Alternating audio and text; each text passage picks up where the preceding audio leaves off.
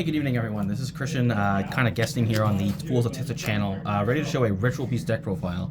I've had a long history with this deck. I've played it way back in 2015. It's one of my favorite archetypes in the game, and I'm very excited, obviously, for all the new support that the deck got in Battles of Legend Terminal Revenge. So I'm here to just show off what I've been trying out with the deck, and give my thoughts, maybe go through a couple combos, just so the viewers are aware of kind of what to expect, how to play the deck. So first off, we start off with 3 Ritual Beast Tamer Elder. This is the heart and soul of the deck. Was back then, it still is now. This one gives you an additional normal summon for all your Ritual Beasts during your turn. Just one additional normal summon, of course. We have Spiritual Beast Rampengu. We're playing 3. This card's become a new 1-card starter in the deck. It was very good before, but now it's really strong with the new Spiritual Beast Tamer Lara that was added to the deck. We have 3 Spiritual Beast Conahawk. The original OG. This one puts a Ritual Beast card in your banish zone. This one sets up your banish zone, sets up your combos. So these are the ones that you play 3 of as far as the older cards. Next we have Spiritual Beast Tamer Lara. This card, my goodness, definitely something that the deck needed. This one gives you an additional normal summon if you discard it from hand. It special summons 1 from deck if it's banished in any way, shape, or form. And it also gives all of your Ritual Beast cards protection, kind of like Branded Opening and other cards like that, from the field or graveyard by banishing yourself. So the entire effect is all very synergistic. Synergizes with the deck, synergizes with herself, instant 3 of. So glad this is a card. Next, for the rest of the cards, these are all just 1-ofs. These are cards you only really need 1 in the deck. Spiritual Beast Apelio. This one, quick effect, can banish a Ritual Beast card, give your Spiritual Beasts 500 attack for the rest of the turn. It's a lingering effect, so it also affects everything else that you summon after you've used this effect as well too. And it also, we're talking about Spiritual Beast Tamer Lara. If this is in graveyard, you can banish it. Get a special summon from deck. We have Spiritual Beast Petalfin. This is a card I'm testing out. I know a lot of lists aren't really playing this card right now, but it is another level 4. The bounce effect can sometimes matter if you banish a Ritual Beast card from your hand. But most importantly, I find it's just to solidify some of your combos, just to make sure that you have an extra level 4 in case you opened up with Apelio and you can't use Rampengu to get it to the graveyard. But this card, I'd argue, is probably not necessary. As far as Tamers, 1 Tamer Lara, normal summon, you special summon a Ritual Beast from your graveyard. Pretty standard. One thing to point out, along with Ritual Beast Tamer Wen, that special summons from Banish Zone, these can also revive the 2 Link monsters if you Link summon them. Very good for being able to get the ability to Link Climb, or even just get a, one of the Tamers that, one of the Ritual Beast Alties, Link monsters that you special summoned, back out. Spiritual Beast Tamer Winda. This was a lot better in Dual Links. Being a mandatory 3 of in that format. It's still pretty good, still pretty decent. Sometimes you can just crash this into your opponent, but most of the time you're just using this as material, and because it's a Spiritual Beast Tamer, it counts as both, along with the Spiritual Beast Tamer Lara. Great for the deck. We have 1 Ritual Beast Tamer Zephyr Empilica. This is the only Pendulum monster in the archetype that you actually do play. This one is just another monster reborn, but it's also a level 3 that you can use with Emergency Teleport to summon. And the new addition to the deck, the Nemesis package. So we're running Corridor, Flag. I'm opting to play Arch Nemesis Escados. This is just because I don't own Protos, but it effectively solves and does the same thing in most of the matchups you want to use this card in. So we have the Nemesis package. You make Infernal Flame Banshee, the rank 4, to either get the flag. And of course, this can just be traded in for a Thunder Dragon Colossus. And then as far as hand traps in the deck, just playing 3 Ash Blossom and Joyous Spring and 2 Dimension Shifter. I don't think this is finalized. I think I'm probably going to bump this back up to 3. Just testing out the deck, testing some ratios, trying some different things out. It could be like 2 Ash, 3 Shifter. You could kind of experiment with what you're looking for, what you want to try out. So that's all it for the monsters. For spells, 3 Emergency Teleport. All of the humanoid characters in the archetype, the Ritual Beast Tamers, these are all psychics. So this one just special summons 1 from deck, banishes it during the end phase. That almost never matters. You're mostly using this to help facilitate your combos, because the deck still kind of inherently is sometimes a 2-card combo deck. Sometimes if you have some awkward hands, and this is also just a very good extender. That's some interesting cards. 2 Book of Eclipse. So because this deck plays Dimension Shifter, You can't exactly play Forbidden Droplet, so I'm playing this as the board breaker of choice. Thankfully, because the deck does contact fusions, you can flip your own stuff face down, the Dodge Veilers, Imperms, and you can still fusion summon and continue your plays. Very, very good card. I think it's a little underrated right now. Then we have 2 Pot of Prosperity. Just only able to really fit 2 with everything I wanted to play. This is an extra deck. For this deck, the extra deck is something that you really need as many resources as possible, so I'm only running this at 2. And generally, I'm only banishing 3 choices. We have 2 Dark Ruler No More, another board breaker card. I used to have Infinite Impermanence in here, but I felt like it was not impactful enough. And the deck does sometimes struggle playing into certain boards, so I figured this was a very good card to have in here. 2 Ritual Beast Inheritance. So this is another new card that the archetype got in Battles of Legend Terminal Revenge. This card does a lot for the deck.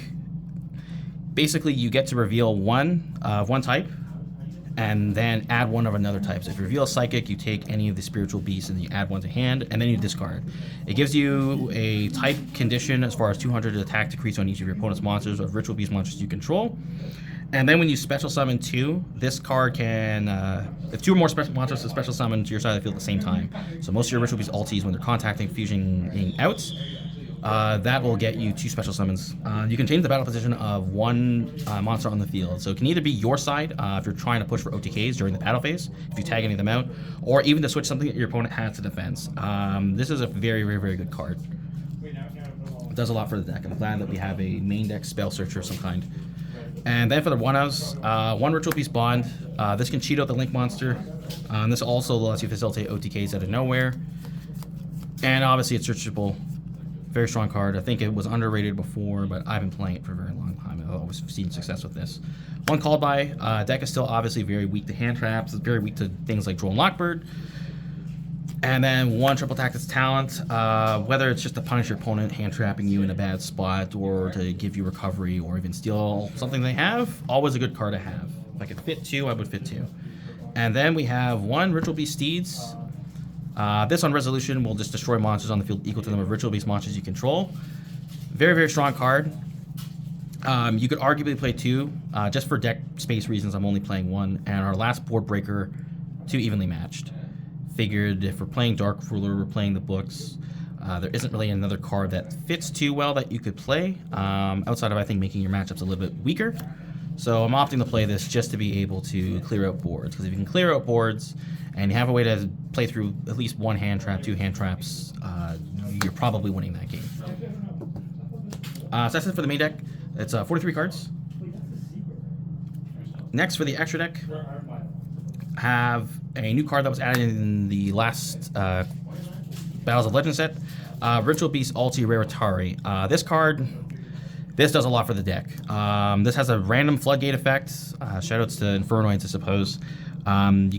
Basically, you can't tribute to activate card effects. This is certain cards that this just outright beats. It doesn't stop Nibiru because it's not tributing to activate. It's a very strong card. You can pick a card, a Ritual Beast card in your banish zone, add to your hand, additional normal summon afterwards. And during your opponent's turn, has an effect to target 1 Ritual Beast card you control, and 1 card your opponent controls, you just banish them. Very, very strong card. Nice end board piece. And combo tool as well. Then we have the original Link monster, Ulticum and Falcos. This gives you an additional normal summon. It manipulates your graveyard, gives your Ritual Beast some extra attacks if they're pointing to it, and also has the ulti effect of being able to tag out. Very strong card. Wish I could play 2. That's okay. Next we have 2 Ritual Beast Ulti Conahawk. This is the main card of the deck. The deck arguably just would not work without this card existing. This card basically you banish 2 to summon, and then you can take summon your banish zone, 2 in your banish zone, and send them to the graveyard. But the main combo with this, due to the way the card is printed, is that it only has to return them. So you really only need to resolve one to get the search effect. You just have to resolve 1 card being sent to the graveyard. So the general basic combo is you have 2 Ritual Beasts in your banish zone. You special summon 1 Spiritual Beast and 1 Ritual Beast on chain 2, after using the effect, the ignition effect on chain 1 to search, and then you search a Ritual Beast card. Conahawk, search a card. If you're familiar with the archetype, you know very much what this card does. Next, as far as new support, we also have Ritual Beast Ulti Nochi Drago. This card is actually insane. The fact that it can tag out like all the other Ritual Beast ultis, almost all the other Ritual Beast ultis rather, but special summons one back actually does matter in a lot of combos or even getting back some of the Link monsters.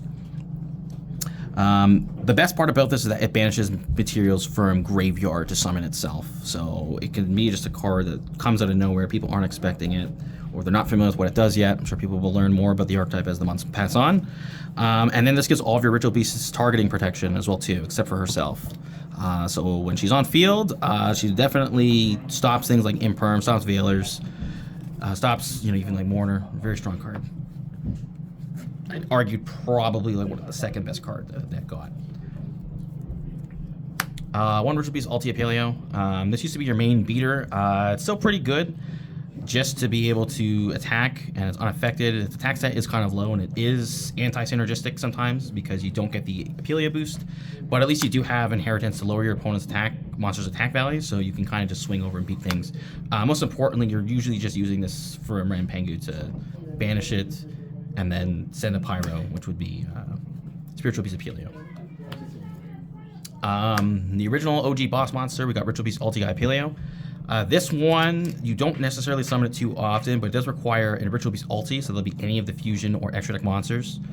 A Spiritual Beast Tamer and Ritual Beast Tamer and a Spiritual Beast. If you do summon this, it does give you an Omni Negate that's not once per turn, where you can just banish a Ritual Beast card from your hand and destroy it. Not a bad card. You can also just cheat this out with Winda sometimes. You just need a big beat stick to beat over things. This card does that for you. Then we have the One Thunder Dragon Colossus. Obviously, this is just using the Nemesis combo. Very strong card. And then generic extra deck cards. So don't have too much space because the main engine in this deck is really big. But I'm playing Appaloosa Bow the Goddess, Access Kotaker. This can obviously end games on its own. And hey, bonus, it can banish some of your Ritual Beasts. So you can, you can banish a Ritual Beast ulti, like Kimun Falcos or Ray Rotari, and then you can summon them back through some form. It doesn't come up too often, but it's nice to have it. Nightmare Unicorn, Relinquish Anima, because you do have one level 1. I don't think people are expecting this card, so they might play into the columns against this deck. IP Masquerena, and Infernal Flame Banshee, which is just used for the Nemesis combo, and also letting you play, basically make Ray Rotari a lot easier because it only needs 3 effect monsters to summon it. So that's for the extra deck. And the side deck. So this is something I'm still kind of working on, but I'm running 2 Fantastical Dragon Phantasme. I felt, even with the new support cards still, that the deck can kind of be a little bit bricky. Maybe it's just what I'm running. I still need to try out some different things. So this can be a hand fixer, and this is good into matchups that play primarily Link monsters, so this is always a bonus. 2 Nibiru, the Primal Being. 2 Ghost Ogre and Snow Rabbit. There's actually some interesting synergy with this card with Emergency Teleport, where you can use that card as an interruption because it is a level 3 Psychic, so you can just special summon this to your field and then send it if your opponent activates a monster effect or spell trap effect while it's already face up. People won't see this one coming, but this is just side decked for certain matchups. You don't necessarily need this card in main. I'm trying out 2 Retaliating Sea. This is just another way to put your opponent underneath cards being banished, which is obviously a big benefit to you, hurts your opponents. Not entirely sold on this card yet, but I figured I needed more interactive ways to get cards banished. And hey, it's also level 4, so you can make Flame Banshee. Another bonus. 1 Dimension Shifter in the side. This is just for other matchups where you want to definitely see this card. And, I didn't feel like the deck necessarily didn't really want to just keep it at 2. 2 Cosmic Cyclone. Personally, I'm a big fan of this card. There's a lot of field spells, a lot of continuous spells, a lot of continuous traps that just do a lot for a lot of decks. So having this just to out those cards quickly, I do like that. More board breakers, 2 Lightning Storm, 1 Feather Duster. Basically any of your back row matchups and stuff like that, or just blowing up monsters. This is definitely what you're going to want. And the last card, because this deck does have a time issue. 1 Gaga Cowboy. You have a lot of ways to make 2 level 4s in time, so just the 1 Cowboy for that. So the deck count, main deck is 43, extra side 15. Just shoutouts to the Hamilton Yu-Gi-Oh crowd. Shoutouts to Tissa Minis, Paradox TCG as far as running events. You guys are awesome. And this is Christian signing out on the Fools of Tissa channel. Have yourself a good night.